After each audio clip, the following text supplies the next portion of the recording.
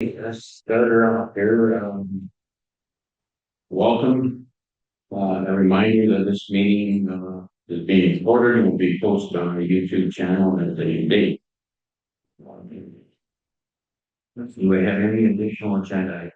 Keep Thank you, Mr. Chair. I'd like to add a small presentation on behalf of Tilton Community Living.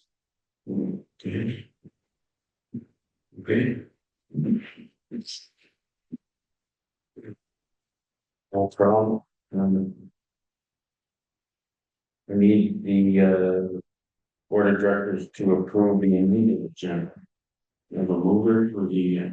Okay, I'm gonna just do a quick motion for, Ron, and we'll do a motion for that later. Okay. So that the LPRC Board of Directors add an item to discuss community living Tilsonburg under new business as item 10G 2026 of January. Correct. Okay. Second. Mover on that, Mike, Peter, all those in favor, that carried. Okay, now we need motion from board of directors to approve the agenda as amended. Jim? Deborah? All those in favor? That's carried. Are there any conflicts of interest? Seeing none. Minutes of the previous meeting.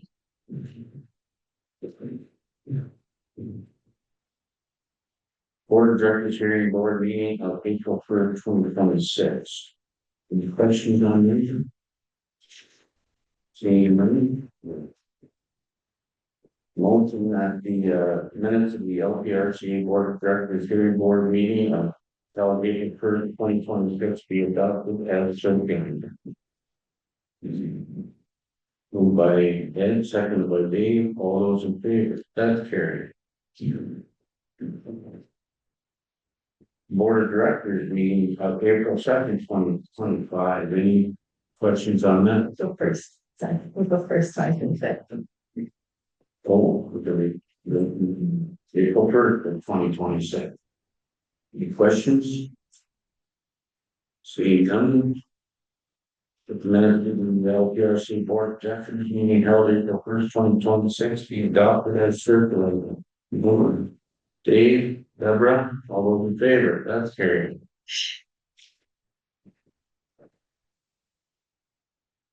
Minutes arriving in the previous minutes. None. Review of committee minutes from the Bacchus Museum Committee meeting held December 18th, 2025.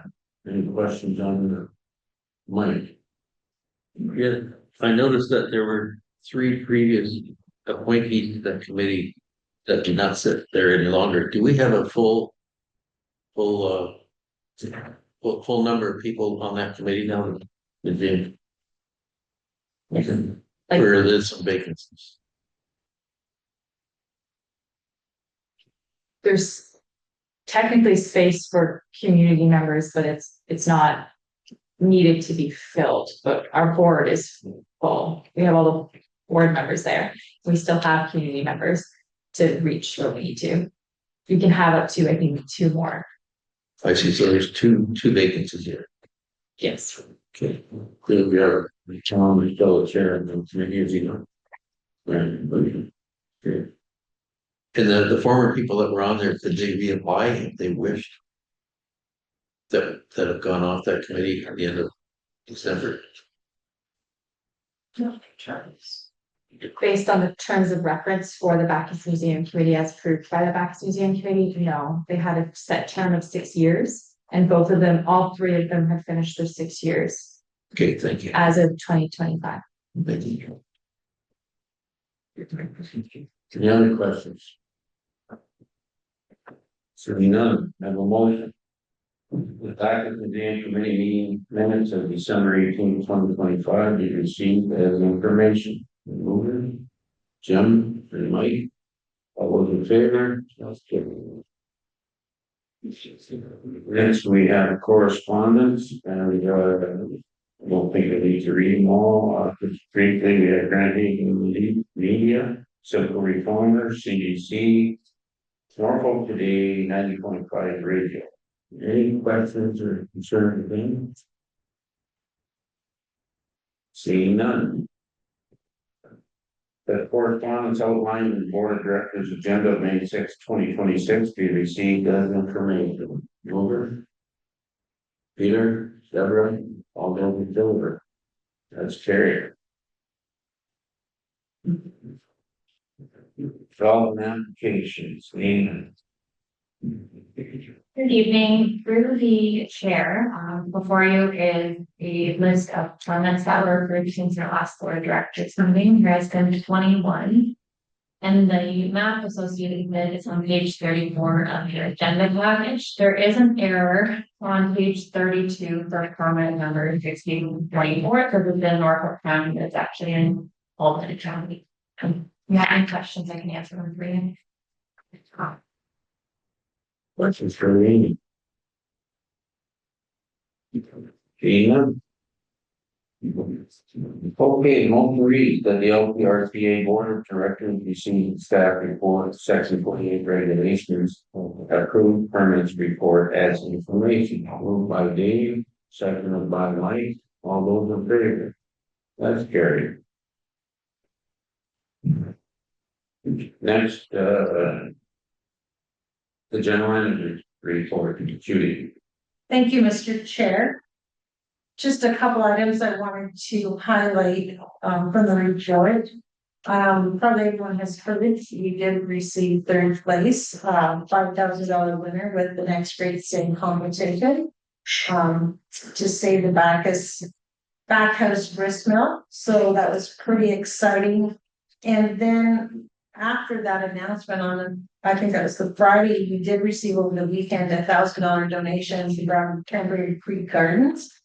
And they also put a post out there to challenge other people to contribute. So I'm not sure, I haven't had an update from Jess, but we got a lot of good publicity from the competition in the community. We did get a lot of community support, and this is just one of the side benefits of actually participating in that contest for funding. We're getting some community interest and support. So if it continues, that's will be great.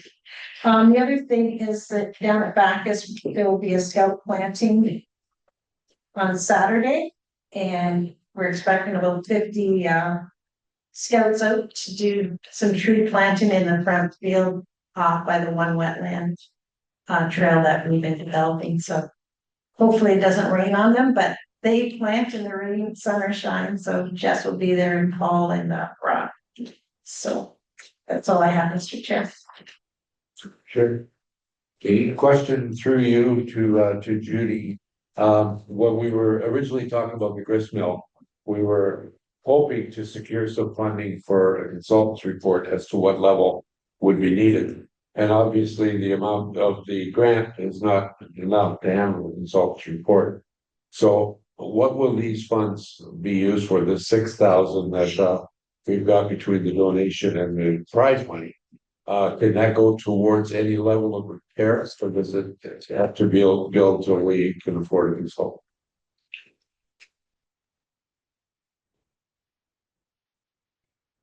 So through the chair, there is some money that was approved in the budget for consulting services. So this would just have added additional money, be able to do some repairs and doing the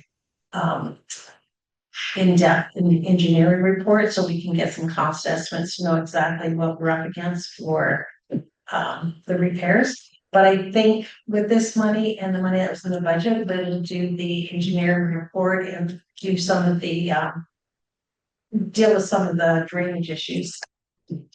And just to follow up, just supplementary to the question, will the grist mill be open to the public the summer of 2026? No, we're not going to have the public do tours inside the grist mill. We have staff. They have developed some programming that they're going to do outside of the grist mill to engage the public. So we're incorporating that into the interpretation program at Bacchus. So there'll still be engagement So hopefully we can continue to release some. In other words, maybe standing back from afar, have it roped off where you can look inside. Yeah, so be able to look inside, but we just don't want them until we get an engineer.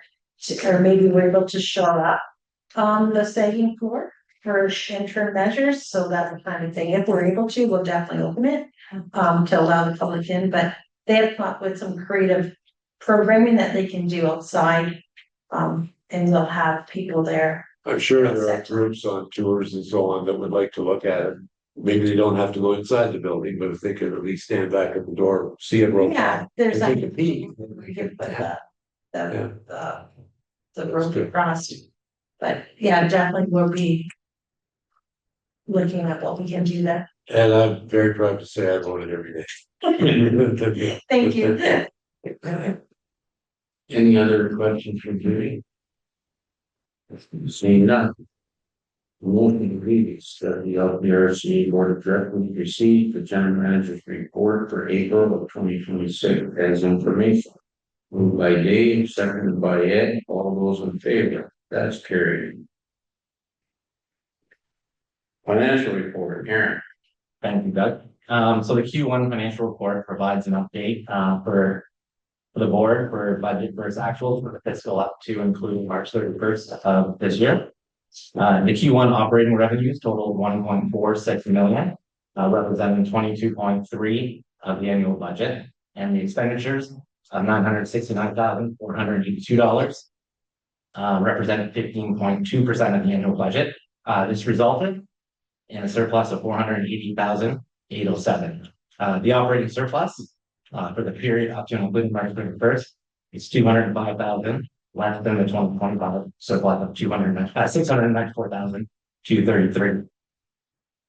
Planning user fees are down 6% year over year to $43,259. The forestry program has issued and awarded one tender, resulting in $147,693 in revenue. The budget figure for 2026 is $310,000 for the forestry program. As of March 31st, 142 seasonal campers payments had been received, resulting in $503,704 in revenue. Overall, the authority is in a positive position up to and including March 31st with a surplus of $488,807, and we're expected to remain on target for 2026. If there's any questions from the board, it's glad to take them. Mike.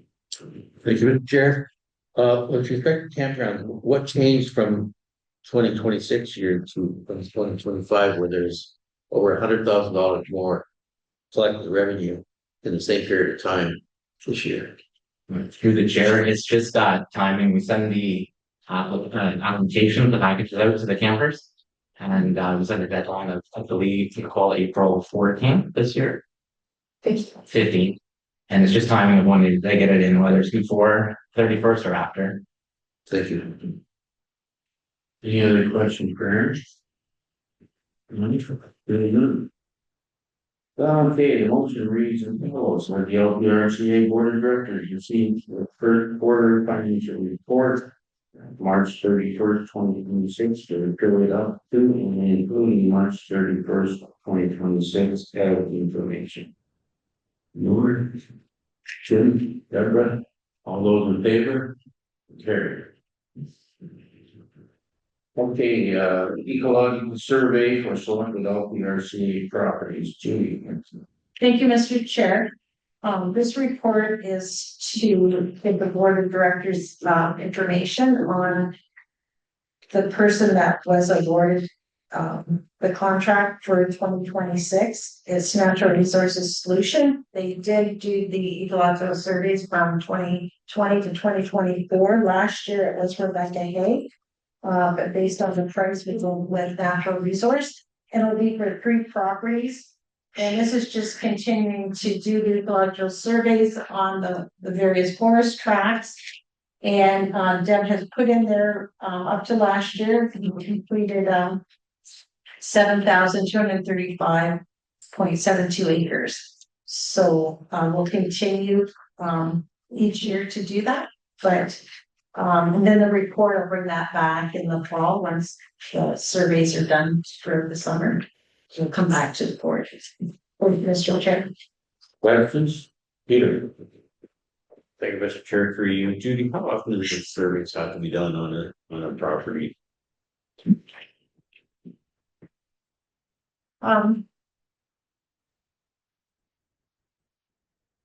There's no set hard deadline or time frame. It's really best management practice to complete this.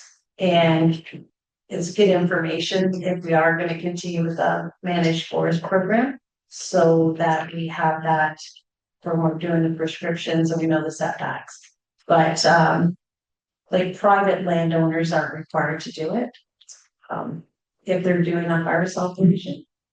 But as a conservation authority, it also gives us good information and also invasive species too, right, that we can target. So, probably as features change, depending what happens in the forest, you probably wanted at a minimum every 10 years. I'd have to really consult with Debbie, but that's sort of what your thing would be. Any further questions? Seeing none. The motion reads that the LPRC board of directors receive the ecological survey report as information. Moved by Mike, seconded by Dale. All those in favor, that's carried. And next we have Bill 97, Schedule 3, Conservation Authorities Act and Transitions Committee appointments. Judy. Thank you, Mr. Chair. So there's two parts to this recommendation. The first part is just for information as we update on Bill 97 and as it became law. And also there is a requirement in Bill 97 to have appointments completed within 90 days of it passing. And I did include the rules around that. And for the appointments, it's would be for the general manager and one other municipally appointed board member. So the report is written for myself and the chair to be the two members appointed by the board to the transition committee. So I know it's we have time before July 24th, but I thought it'd be prudent to get the appointment completed because we have to send it to the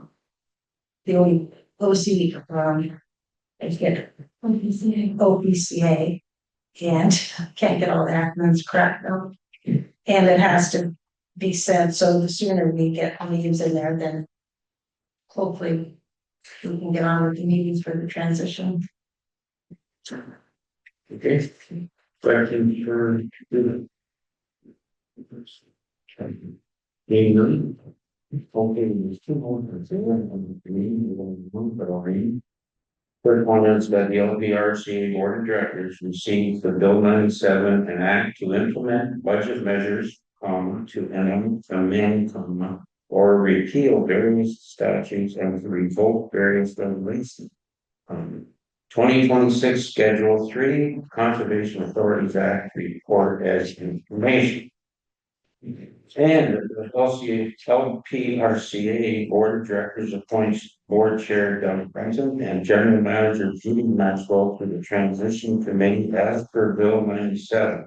An act to implement budget measures to enact, amend, or repeal various statutes and to revoke various regulations. 2026 Schedule 3 Conservation Authorities Act Section 1.6.2. Sections. Mr. Chairman, with the 4 existing or past conservation authorities, with 2 of each, does that mean the transition committee will be made up of 8 committee members? Judy, that's one of the. Through the chair, yes, it'd be the 8 members, plus there'll be a project executive appointed. Oh, so like a moderator from the province? Well, the province executive will be appointed, and that person will also be the CAO of the new regional CA for 2 years. Okay, So they'll take transition up to February first, and then with the new organization. Right now, the date is February 1st, 2027. That person would be in charge of the new regional CA. and when would, you're looking for a municipal appointee plus a staff appointee from each one? So. Yes, each one will be doing this. Right, I get that. So in in 2027, normally we would change chairs. Municipal appointees, would that same appointee for all 4 areas stay on for the whole term of the? Currently, the transition committee will be dissolved after February 1st, the way I. Oh, okay. February 1st of 2027, Mhm. okay. So therefore, there'll be no changes, okay. Yeah. That's good. Then after that, it'll be determined as to. So then there'll be a new board for the new regional CA. And we're waiting on the regulations to come out on that, on what the complements would be for each municipality to be able to have a member, a representative on the new board. We know it will be upper tier and single tier representatives. There will be a lot of members there on that new board. With 4 existing conservation authorities, I mean, how many partnering municipalities do we have? Well, there's, I don't have. 11? Correct, but That's. I think, like, we have some shared ones, and they're only getting 1 member coming up per tier.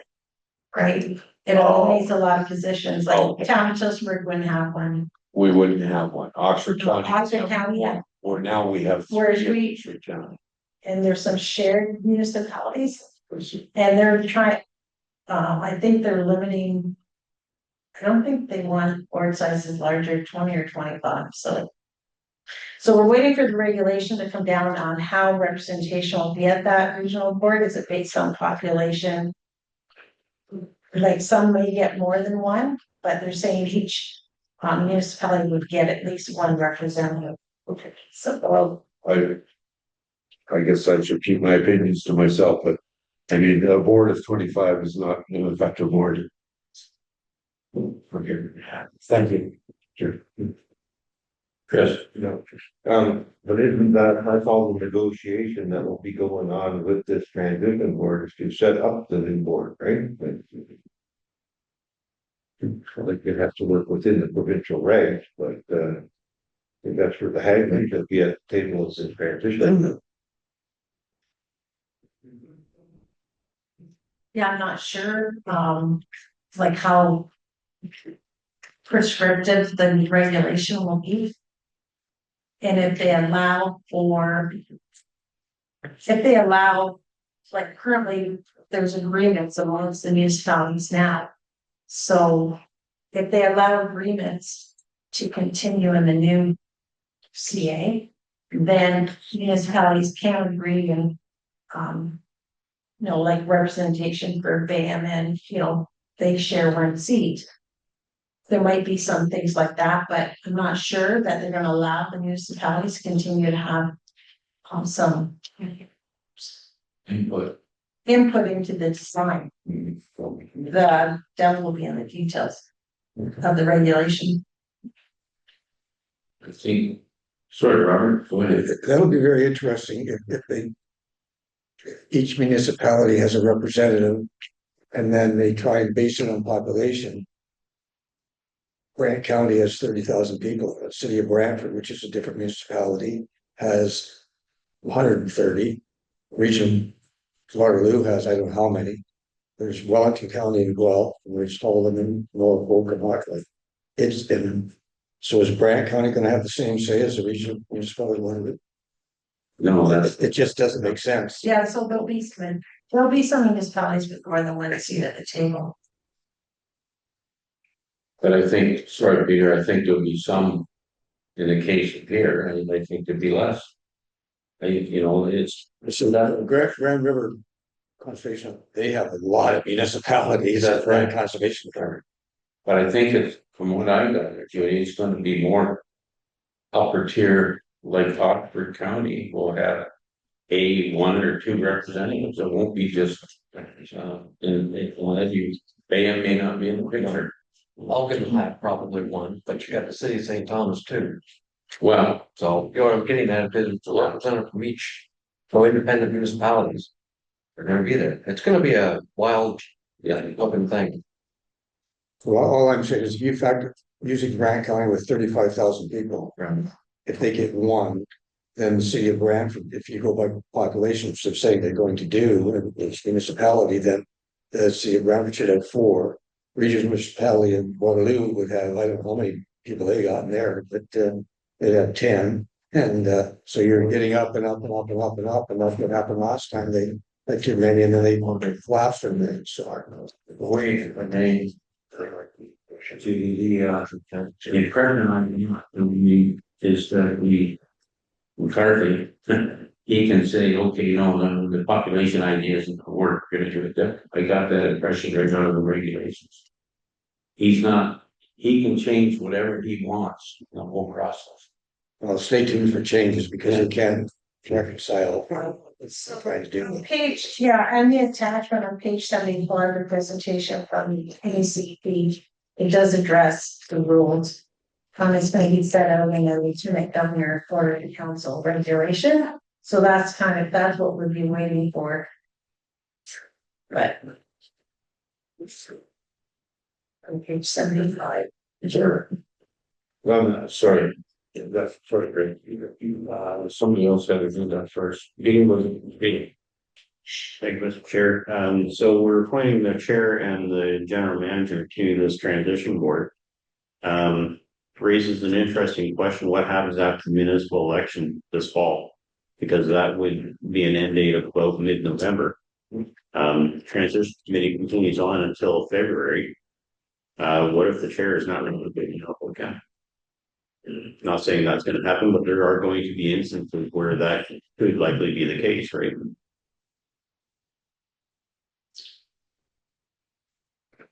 In the meeting, they did address that, and I think until the municipality appoints, that person can continue as the representative. So if someone is not reelected and they decide to resign from our board, they want to participate, they said that the number, I guess. Sorry, Yeah. Chair, it lowers the Number. number for quorum is what they said. So through the Conservation Authorities Act, you're gonna have organizations long point, the predecessor, and you were all appointed to it. And until someone replaces you, you remain on our board. The election will happen, and for the new board, the new member municipalities will be appointing to a new organization at a certain date. So we're gonna still do a budget at the predecessor, Long Point, for 2027. And then the new member municipalities of the regional CA, Lake Erie, Easter, will have from the new members from the post-election 2026. We're gonna sit around here till February. Yeah, we'll find out. Even if we're not reelected, we'll sit here until February. Correct. And then we'll all have to turn in our resignation. And then maybe get reappointed. Okay, let's continue on. Chris, you're up. Thank you, Chairman. When I read the rules, which has been my concern all along, but it's the upper tier that will appoint the new members to the VCA. So Normal County gets one, River County gets one, Calvin gets one. Then we have the Waterloo, Wellington. But you have all the cities that are municipalities, St. Thomas, like Pittsburgh, all of those, and Brantford. And, you could end up with the vast majority of the board being urban centers. But the vast majority of the geographic area is more rural, that all these towns only get one rep to. And again, I think that's where the discussions have to be with the higher ups to sort of balance that out. And I know we talked, whether there's, you can even leave it as like a ward system where the pre-existing, conservation authorities maintain some of that, that if they're their own ward kind of thing, that they have no representation. They've got that other subcommittee thing that you have developed. But again, I want to make sure that it balances a little bit between the cities and towns that are separate legal entities under the Municipal Act and the large geographic area that we represent. I think it's going to be a little bit of argument across the table with the government of Ontario. And I want to read, did you want that? No, but read this will help, if you read the, addendum that came out today, just one clause in here, and I took it a different, I'll read. The minutes are known for the purposes of facilitating the transition to a regional watershed based framework for authorities, issue a direction to an authority. So that's all he can do what he wants. And you think population won't work, Robert? I would assume maybe he'll change the rule, you know? He has that authority. Anyways, for what it's worth. All right. Any other questions? Jim? Picture. Upper Temps, London is a big part of that. Yes. Yet for voting, they're capped at 50%. Sorry? They're capped at 50% of the voting votes. I don't know how many members are gonna be on the board yet. Well, I hear each have a percentage that are voting for you. So there's a way around it. The flag. Stay tuned. Yeah. Interesting. Okay, I read those two long motions, I think you have them in front of you. Any questions further on those? Need a mover and a seconder. So, mover. Okay, yeah. They're done. All those in favor? That's carried.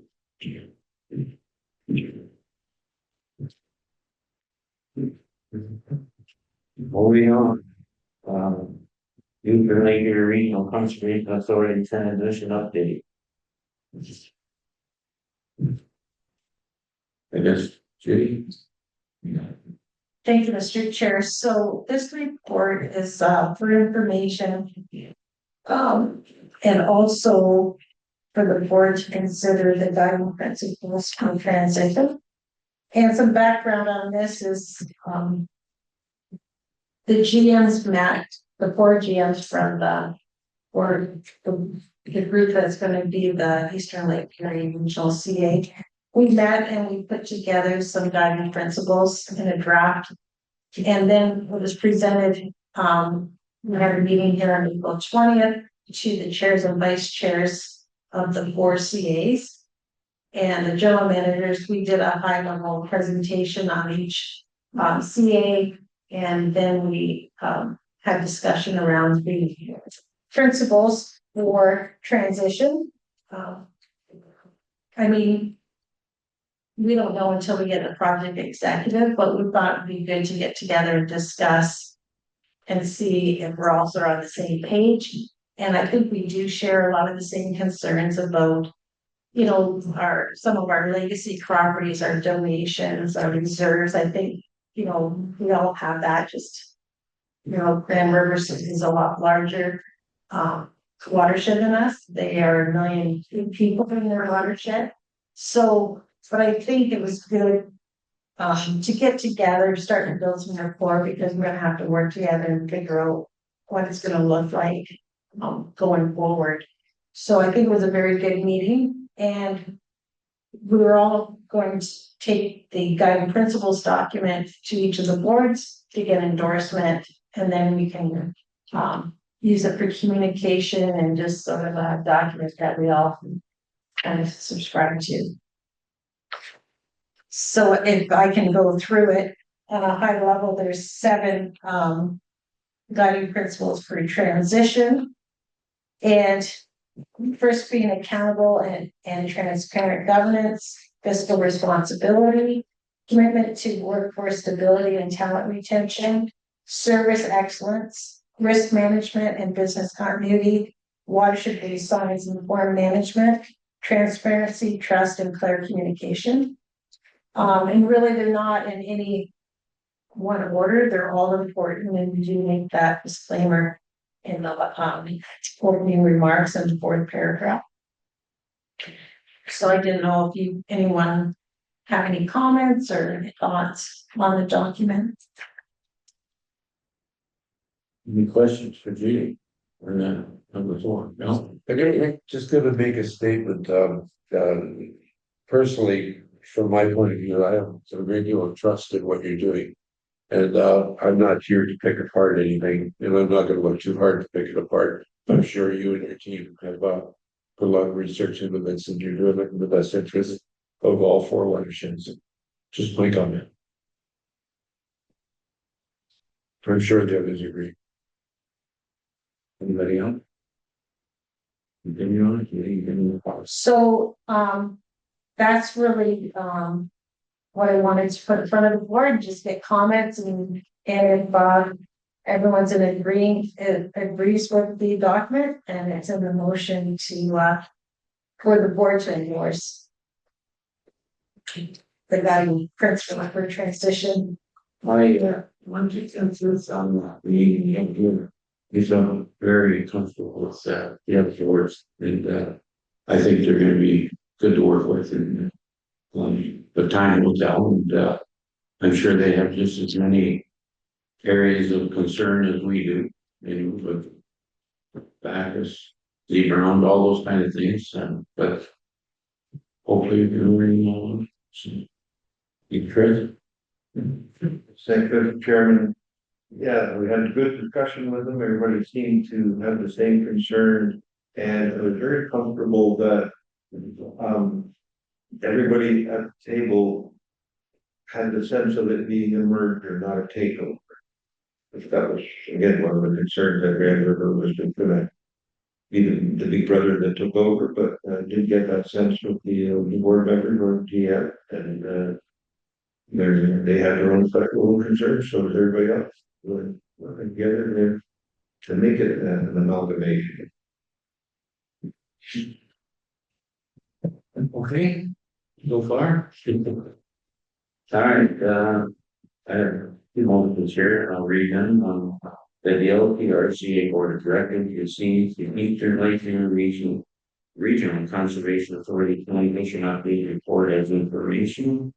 And that the LPRCA Board of Directors endorses the Eastern Lake Erie Regional Conservation Authority guiding principles for transition. Peter, say what you second by Ed, all those in favor? That's carried. Minister's direction of May 3rd, 2026, Jim. Thank you, Mr. Chair. This came in, so you did send out an amended agenda and this report yesterday, but you may not have had time to look at it. So the minister's direction is attached, and basically there's some guardrails that they put up. I don't see where it's going to be an encumbrance for our operation. I don't know if I could walk through sort of the first one. There's 8 prohibitions which are listed in the minister's directional manual. They don't want us changing amending the authority's bylaws unless it's just administrative in nature. But not anything that's going to affect substance or any legal effect. Related to employment, there's not to be termination of senior management. Basically, they don't want us to get into adding new positions outside of the budget. If it's in the budget, we're going to replace. That's the way I read it and interpret it. They want the people to remain in place to deliver the programs and services that we do today.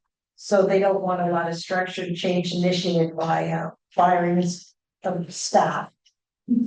And also, as we talked before, it'd be very hard to attract people going through this type of transition. There's always someone's unknowns, and it's hard, it would be hard to attract people. Also, they don't want us to change the organizational structure of the employees, including creating merger or eliminating departments.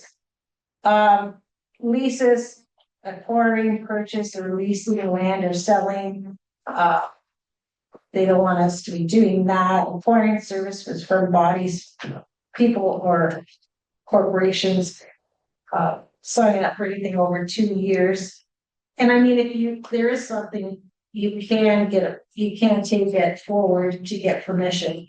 And services, if it's outside of the budget, 500,000 or 5% of our operating expenses.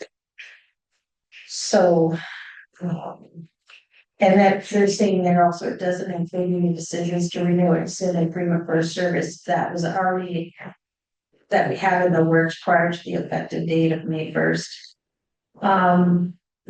So it goes on again to say, well, the service from a person or body that exceeds 2 years or the total value of 505%. Also related to capital costs. They don't want us going out securing things outside of the budget. Projects and things like that, so. I don't see anything that's really a problem for us to continue our operations, so I just wanted to bring it in front of the board for information. I didn't want to leave it till the meeting because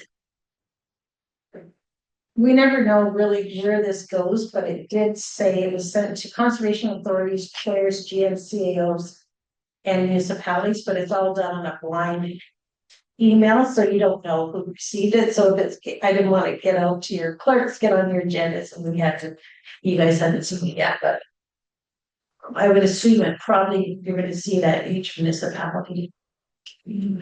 So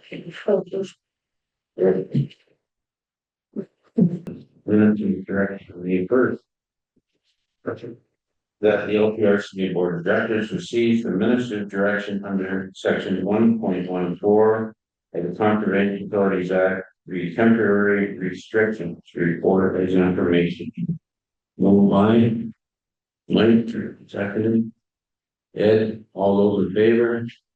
That's carried. Okay, next we have the community living Pittsburgh for Peter. Sorry.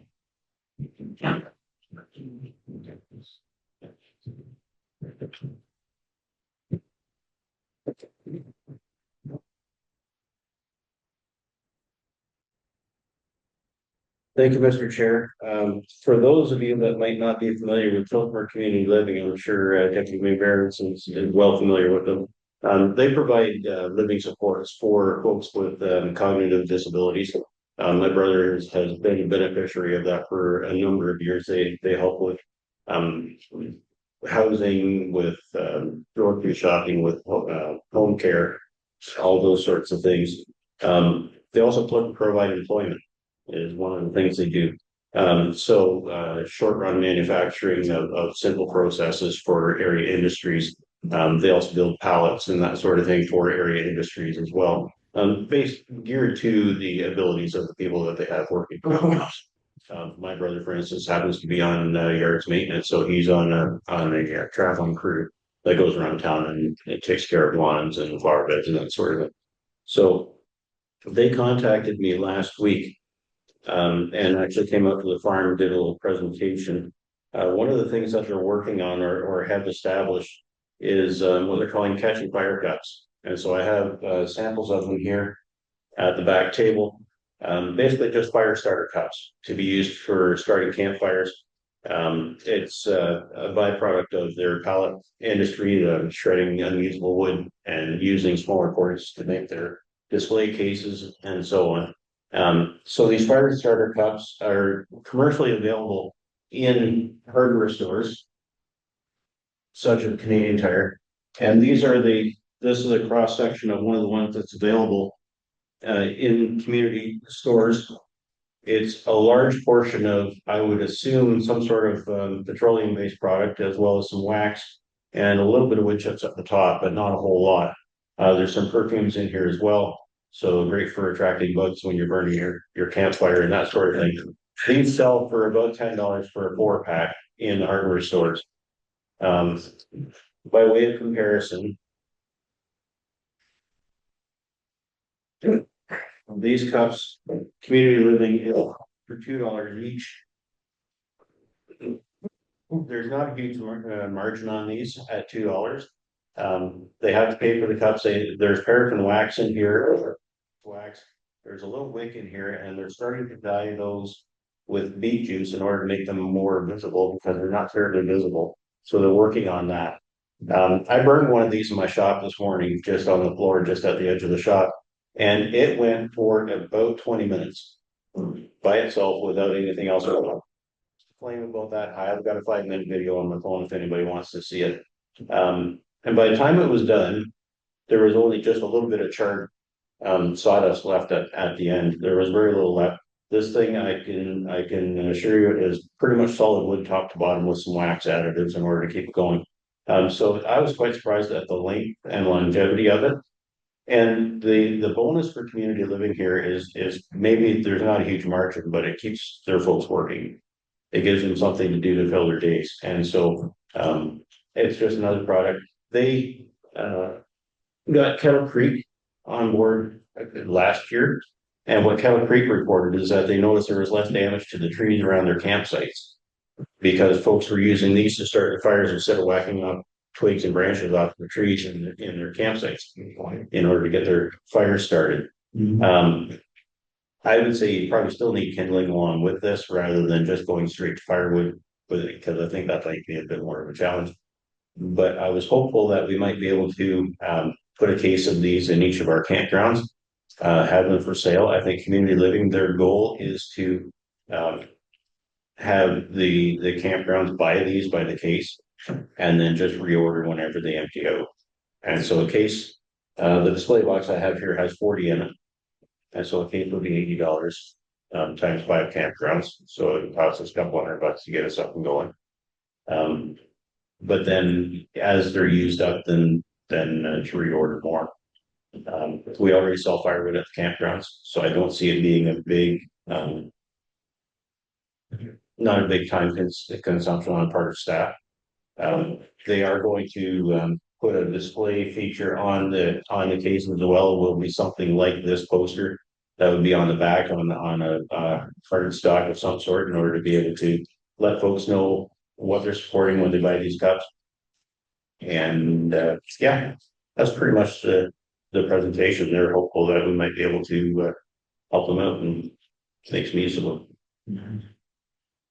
Do we need motion? We do that. These samples are free for anybody that wants to take one home and try it out. I would suggest maybe staff might want to try them. A couple of the campground managers or whatever might want to try them. So I can hand out as many in those boxes as I can give back what we don't send here. Chairman, or what do we need a motion on this, or sorry, Ed, go ahead. Thank you, Peter. It's a great idea. Is community living looking to just use campgrounds as an outlet, like a consignment sale, or are you looking for the authority to buy these things and then have them the authority to reimburse certain sales at the campground? What's the mechanism? My understanding is that the authority purchase case lots of these and then resell them out along with their firewood. That way there's not as much issue in collecting funds and giving them that in time and manner. I'm selling it with a markup. If we wanted to do that, we would be able to do that. So sorry, case is 40. Yeah. Great.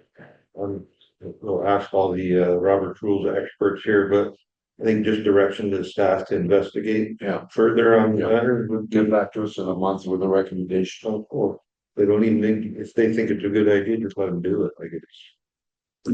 Couple $100 to buy a case for each place. And at the end of the year, if none of them sell, we're up a couple $100. If they all sell, we might need more the second week of June because everything's gonna use them up on May 24th weekend. So. Granted, $20 there. And staff be given direction, is that? Contact. So good enough, Peter, sorry, but staff is given direction.